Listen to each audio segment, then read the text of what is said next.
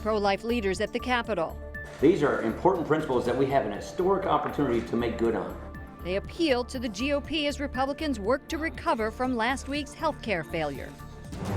Ivanka Trump, what we're learning about the first daughter's new job in the White House. A crisis in Mexico. Priests are targeted in the predominantly Catholic country. And lighthouse faith. Fox News chief religion correspondent Lauren Green joins us in studio to talk about her spiritual journey. On EWTN News Nightly for Thursday, March 30th, 2017.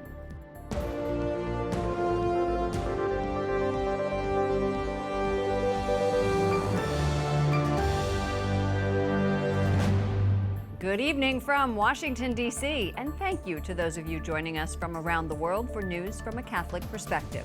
I'm Lauren Ashburn. Vice President Mike Pence rushes to the Capitol to break a tie in the Senate. Republicans needed his vote to block federal family planning money from going to abortion providers. Capitol Hill correspondent Jason Calvi says the bill would undo rules put in place by the Obama administration. Jason.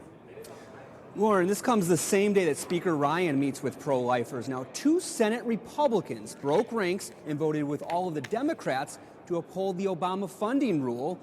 That's why Vice President Pence's vote was so important today. On this vote, the yeas are 50, the nays are 50. The Senate being equally divided, the Vice President votes in the affirmative, and the motion to proceed is agreed to. The Senate then began debating the pro-life bill with a final vote expected tonight. Defending Planned Parenthood is what we have done on this side. Defunding Planned Parenthood has been the interest on the other side. It comes as Speaker Ryan regroups after he had to yank a bill to defund Planned Parenthood and replace Obamacare last Friday. We had a setback last week, but we're not going to let that get us down. We're going to talk about how we move forward. Today he meets with conservatives and pro-life leaders, including Darla St. Martin from the National Right to Life Committee, who supports the House's health care bill. We have an opportunity that we have been waiting for to do some of these things, to get rid of abortion, to get rid of funding of Planned Parenthood. Planned Parenthood lobbied lawmakers and rallied in Washington yesterday, but Students for Life crashed the party. Cecile, you spend more money on your wardrobe than helping poor and needy women. To stand up for unborn babies. A brand new Associated Press poll finds that 56% of Americans are opposed to the defunding of Planned Parenthood. But compare that to a Susan B. Anthony list poll of the 2008 Senate battleground states. They find the reverse. 56% of taxpayers don't want their money going to Planned Parenthood. Lauren? Jason, we've seen the vice president do this twice now, break a tie in the Senate. Is this common? Well, the Senate Historian's Office says this has happened before today, happened 242 times in American history. Vice President Biden never cast a tie-breaking vote, but Vice President Cheney did it 8 times. Capitol Hill correspondent Jason Calvi, thank you. An undercover video of an abortion provider graphically describing late-term abortions has outraged the pro-life community. Joining us now is Representative Chris Smith of New Jersey. Welcome back to the program. We're going to play right now this most recent undercover video from the Center for Medical Progress. This is an abortion provider talking about how strong her biceps have to be to pull out aborted babies. What went through your mind when you saw this video? Well, I was appalled, but not shocked or surprised anymore, because Planned Parenthood has decimated, dismembered 7 million plus children by dismembering or chemically poisoning them. And to hear this abortionist, Dr. Taylor, talk about going to the gym to get stronger in order to dismember a child limb to limb, which includes decapitation, is barbaric. And more people need to see it. More in the media need to become further acquainted with what dismemberment abortion does to these children. And she even said that, you know, when they do these fetal death certificates, that it comes back with, people saying, well, the baby this and the baby that, and she finds that to be creepy. Creepy that they're calling it a baby. Will that spur efforts to reignite a 20-week abortion ban? It definitely will. And unfortunately, the Senate is not likely to take up the bills that we have passed repeatedly I have introduced a bill that would outlaw dismemberment abortions, similar to what we've done on the state level so far in a number of states. These are barbaric, inhumane procedures that when people focus on what actually happens to the child, they are repelled, as they should be.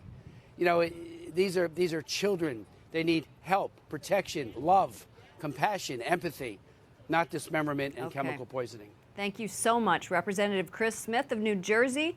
We'll talk to you again soon. Thank you. Lawmakers in North Carolina vote to undo the state's controversial bathroom bill in a bid to end the backlash over transgender rights. The plan was worked out under mounting pressure from the NCAA, which threatened to cancel more college sporting events. The state's Democratic governor had urged lawmakers to support the deal, which repealed a year-old law saying transgender people must use the restroom corresponding to their sex at birth. Both Democrats and Republicans supported the repeal. However, this is what I believe, and I hope you believe, is good for North Carolina at this time. And I urge you to support this bill because I think it is the right thing for us to do now. One of the reasons, artists like Maroon 5, Bruce Springsteen, and Pearl Jam canceled shows, costing the state millions of dollars. PayPal also scrapped plans to open a global operations center in the state. Privacy advocates say this bathroom bill protects children, and they don't want to see it go. A federal judge in Hawaii extends the block of President Trump's executive order on immigration. The state's attorney general says the revised order is more neutral than the original, but still aims to ban Muslims coming from the Middle East. The president welcomes the Prime Minister of Denmark to the White House. The meeting comes a day before the 100th anniversary of the U.S. taking control of the Virgin Islands from Denmark. Prime Minister Rasmussen has been wary of the White House since President Trump took office. The president hopes to assure Denmark he'll honor multilateral agreements with Europe and take a firmer stance against Russian aggression. The president of China will meet with President Trump next week. China's Ministry of Foreign Affairs says President Xi Jinping will travel to President Trump's Mar-a-Lago resort in Florida. It will be the first in-person meeting between the two. It's official. Ivanka Trump is joining her father's administration as an unpaid federal employee. The decision is viewed as an effort to quiet ethics experts who say her informal role allowed her to avoid filing financial disclosures. Amid the backlash, the first daughter is speaking out. Correspondent Wyatt Goolsbee joins us from the White House. Good evening, Wyatt. Lauren, good evening. Up until now, Ivanka Trump has had an office in the West Wing and a security clearance, all in an unofficial capacity. But now, as assistant to the president, she says she wants to add positive and meaningful value in her role and ask people to give her time to do that before they judge. I'm trying to do my part as well. Word of Ivanka's official position comes after weeks of resisting a formal role in her father's White House. She says she heard the concerns some have and has been working in good faith with White House counsel to address the unprecedented nature of her role. Ivanka has promised to advocate for women in business and pro-family policies. Earlier this week, she joined her father at a roundtable focusing on women entrepreneurs. I feel very blessed to have met so many of you over the course of the past several months. Lisa in Baltimore, right here in DC, Claudia, and hear your personal stories and your journeys of how you became job creators, and you truly exemplify women's economic empowerment. Some of the toughest criticism comes from liberals who think Ivanka has done little to temper her father's conservative agenda, but her defenders say she's being held to an unfairly high standard. She has a lot of wisdom and has an understanding of some of the challenges that women face in terms of trying to make work-family balance work. And the first daughter is winning people over. Author and former State Department official Anne Marie Slaughter praises Ivanka's support of better child care policy. She says if Ivanka Trump could actually get something like this through, it would be real and important progress. Before coming to D.C., Ivanka Trump was an executive for both the Trump Organization and her self-named clothing brand. She's married to Jared Kushner, a senior advisor to the president, and they have 3 children. Lauren? Wyatt, do we have any indication where Ivanka Trump stands when it comes to the issue of life? No, there's no clear evidence yet. A pro-life group we spoke to says the first daughter's position is a mystery, so it remains to be seen if Ivanka will influence her father when it comes to defunding Planned Parenthood and signing other pro-life legislation. Lauren? Wyatt Goolsbee reporting from the White House. Thank you, Wyatt. First responders will get a new communication network thanks to a $46 billion investment from the federal government and AT&T. Today is a landmark day for public safety across the country. Commerce Secretary Wilbur Ross calls it a, quote, prime example of the incredible progress we can make through public-private partnerships. The broadband network will help firefighters and police officers streamline communications to deal with disasters and daily 911 calls. Other stories our EWTN News Nightly team is covering around the world. The Senate Intelligence Committee holds its first public hearings on Russia's interference in last year's U.S. presidential election. The committee's senior Democrats spoke about the need to be fair. We simply must, and we will, get this right. The chairman and I agree it is vitally important that we do this as a credible, bipartisan, and transparent manner as possible. Today, senators questioned cybersecurity experts on how the Kremlin uses technology to influence the opinions of Americans. FBI Director James Comey testified to Congress last week on Russia and the election. U.S. Secretary of State Rex Tillerson is calling Turkey a key ally in the effort to defeat ISIS, despite a deep dispute over the Syrian Kurds' role in the fight. Tillerson met with Turkey's president today on how they can work together. Today's conversations built on three mutual long-term goals: working together to defeat Daesh, ISIS, building stability in the region, and bolstering economic ties between our two nations. Tillerson is trying to win support ahead of a planned offensive against the ISIS stronghold in Syria. The head of the United Nations visits Iraq amid a growing humanitarian crisis in Mosul, where troops are fighting ISIS. Secretary General Antonio Guterres met with Iraq's president, prime minister, and parliament speaker before heading to the Kurdish region. Days after a priest is killed in Mexico, the Diocese of Tampico reports a priest has been kidnapped. Father Oscar Lopez Navarro was taken at his home in Altamira. The criminals have contacted fellow priests demanding a high ransom. The Bishop of Tampico says criminals used to respect the church, but now even priests and those who are giving their lives for others are fair game. Pope Francis kicks off preparations for next year's World Meeting of Families with a public letter to organizers. The meeting is scheduled to take place in August 2018 in Dublin, Ireland, and will focus on the theme, the gospel of the family, joy to the world. Vatican correspondent Mary Shovelin joins us from Rome. Mary, what did the Pope say in his letter about his hope for this meeting? Lauren, the Pope says he hopes the meeting will be a way for families to reflect more deeply on Amoris Laetitia, that document he published after the two recent synods on the family. He's encouraging families to use this time before the meeting next August to ask themselves if love is the basis of their family life. Like, are we patient? Do we ask each other forgiveness? Do we say please? Do we say thank you? And he's encouraging the church to be a church on the move, a church that goes out, reaching out to be an instrument of God's mercy. Remind people what happens at the World Meeting of Families.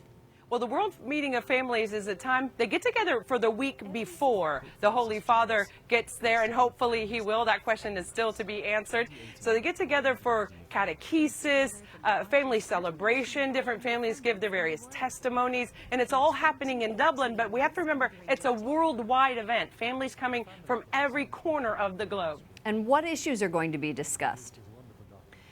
But from what we learned today, they're really going to be looking at the challenges that are facing the families. They're going to be looking at the good and the bad in family life. And we know that there's so many challenges facing married couples today. And there are several couples that are away from the church as well. And I was able to speak with Archbishop Dermot Martin and Cardinal Farrell, who are at the press conference this afternoon. And I asked them how they thought about reaching out to these families that may be living outside of the church's teaching or just in difficult situations. We have to reach out to those who have drifted away from the church's understanding, not to condemn them, but to try and find ways of opening an invitation to them. How are we ever going to get people, speaking in a different aspect, to come back to the church if we don't reach out? So a very pastoral approach, a real effort, Lauren, to be on the front lines with families as they face today's challenges. Sounds like a wonderful event. Mary Shovlin, EWTN News Nightly Vatican correspondent. Thanks, Mary. Thank you, Lauren. You can sign up for the World Meeting of Families or just find out more by visiting worldmeeting2018.ie. Coming up, President Trump takes aim at his own party, why he's criticizing the Freedom Caucus. And Paul Ryan tries to hold Republicans together. It may take a little bit more time. It could be an uphill battle.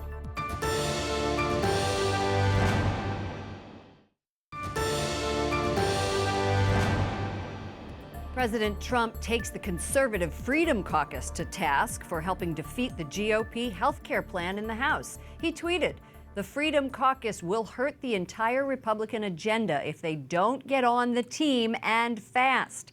We must fight them and Dems in 2018!" They're firing back. Representative Dave Bratt defends his Freedom Caucus colleagues, saying the measure Trump supported didn't do enough to get the government out of health care. Something's way off here because we all agree with him. We want to get prices down, drain the swamp. This bill puts the federal government in charge of regs, right, for 1/5 of our economy. That's not draining the swamp. Bratt says all the Freedom Caucus needs to get to yes on the health care bill is to get rid of some insurance regulations. Speaker of the House Paul Ryan says he's determined to lead his party despite all of the recent gridlock. Since I became Speaker, I have talked about the need to go from being an opposition party to being a proposition party and a governing party. It may take a little bit more time, but we are certainly listening and we're going to get there. Scott Wong, congressional reporter for The Hill, says Republicans still can't agree on what they should do next, and he joined me for a conversation yesterday. You wrote a piece saying that the Republican Party is in disarray post-health care bill debacle. Why? Well, if you go around and ask different Republicans on Capitol Hill, you will get a different answer as to what should come next after this monumental collapse of the health care bill.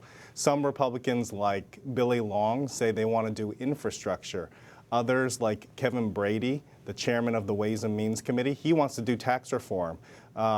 Speaker Ryan talked to all of his members in a closed-door conference earlier this week, and basically he said, what should we do? Should we keep at it on health reform or throw in the towel? And most people said they wanted to keep going. And so the president wants to throw in the towel. Isn't that right, President Trump? He's publicly saying he's ready to move on, but behind the scenes, he has dispatched some of his top advisors, including Steve Bannon, to try to work out a deal. Remember, this was the #1 priority of Republicans and the #1 campaign promise of Republicans during the 2016 election. They said, we will repeal health care reform. That effort fell flat last week. Yes, it did. And last year, how many times did they try to repeal it? What was it, More than 60? 60, yes, More than 60, certainly. right. Do you think Paul Ryan's reputation is damaged after this? It certainly was a humbling moment for Paul Ryan. It was a humbling moment for the President of the United States. I think in one regard, they were both in the foxhole together. These were two men who did not see eye to eye during the campaign trail. And Ryan didn't support Trump. Ryan did not support Trump. He had very critical things to say. Very critical things to say about then candidate Trump during the campaign. But they were on the same team in this fight on health care, and they were in the foxhole together. I think they've developed a little bit more trust after this effort. They didn't quite get there, but maybe it helps for the next big battle. According to the Washington Post, Paul Ryan said that the two GOP donors, that health care reform will happen on a two-track approach. What are you hearing? Is that what's going to happen, and is it going to happen soon? Well, Ryan talks about health care in 3 phases. The first phase was supposed to be this health care bill. That failed. But Tom Price, the Secretary of HHS, is moving forward with many of his administrative changes, essentially rolling back regulations that had been put in place under the Obama administration. Republicans are moving forward with other types of legislation that they describe in what is phase 3 that also tackles some other things. And so, you know, there are efforts moving forward. It's the just, phase one has. I guess what you're saying is, that, just to wrap up, we have to Sure. go. But I guess what you're saying is that now they have to figure out, while they're doing these, what's the big thing that they're going to tackle next? And is it healthcare reform? And that yet hasn't been decided. Right. Scott Wong, thank you so much for joining us, congressional reporter for The Hill. Up next, Pope Francis delivers the message of God's love. Ci ha fatto per l'amore e noi andiamo a cercare amore. And an unusual move for Prince Charles, as he gets folksy.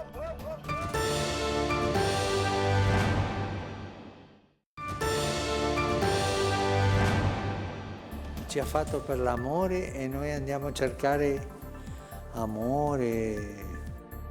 And this morning, Pope Francis focused on God's love for his people. That was during Mass.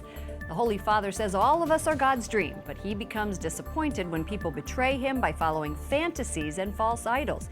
Pope Francis added, God waits for us like a father. You know, we're living in a world today where it can be increasingly difficult to stay close to God. A newly published book helps readers stay connected. And joining us now is Lauren Green, author of Lighthouse Faith and chief religion correspondent for Fox News Channel. Welcome to the program. Well, thank you. Thanks for having me, Lauren. Your name is very easy to remember now. Green, Ashburn. Nope. Yeah, no problem. Is your middle name Elizabeth? No. Okay, good. Susan, so Okay, good. You know, in reading this book, you had some fascinating things to say about the commandments, I thought. Yes. Let's take a look at the full screen. You write that a lot of people are angry with God and that our lives have not gone according to our plan. But you write that the commandments are key, and they have an order, an important. They bow to the first commandment, to keep God's first, keeping God as the light, the fire on the stick. How did you come to that realization? Well, because of a sermon I heard on the Ten Commandments several years ago, probably more than a decade ago, and it talked about how the first commandment is key and how the commandments 2 through 10 are really defined by the relationship to the first commandment, and that you couldn't violate commandments 2 through 10 without first violating number 1, which is, I am the Lord your God. You shall have no other gods before me, which to me was not only a command but a statement of fact. There are no other gods. There is only God. So God is trying to tell you, I am key. And so we, made in the image of God, are more who we are when we abide by these laws, because the sermon also stated that these commandments are not just arbitrary laws, but a description of who God is. And it's very difficult to follow those commandments, as we know, and I'm sure... Especially when most people don't even know the list. That's right, or the first one in the first order, right. Let's switch subjects a little bit. You're a religion correspondent at a major cable network. I've worked there.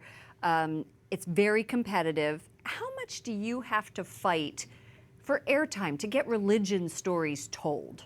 Well, any story in a network news organization has to be pitched, and it has to have news value. So every reporter does that. I mean, you pitch a story, you think it's going to have the news value, and then you pitch it out there. One of the problems, I think, is that as a religion correspondent, you understand why this is important on a religious basis, but maybe you're trying to translate it into a news story, and I think that's the challenge. One of the things I could not believe when I read your bio, your extensive bio, was that you played the piano for Pope Benedict and his brother in a concert that was just you guys. Well, it was on the anniversary. It was the 90th birthday of Monsignor Ratzinger, which is Pope Benedict's brother, and I had met Monsignor a year before that on his 89th birthday. And the person who invited me to meet him in Regensburg and said, you know, we're going to be doing a concert in Rome for him and the Holy Father, who had resigned at that point. And he says, would you like to be a part of the concert? I went, duh. Yeah. Exactly. And you've just covered many Catholic events. I could sit here and talk to you for hours about covering the beatification of John Paul II, Pope Benedict's the 16th visit to the U.S. Thank you so much. It's an amazing opportunity, and I'm incredibly blessed. Thank you so much for joining us. Lauren Green, author of Lighthouse Faith, God is a Living Reality in a World Immersed in Fog. Thank you so much. Well, the Prince of Wales kicked up his heels in one of his favorite countries.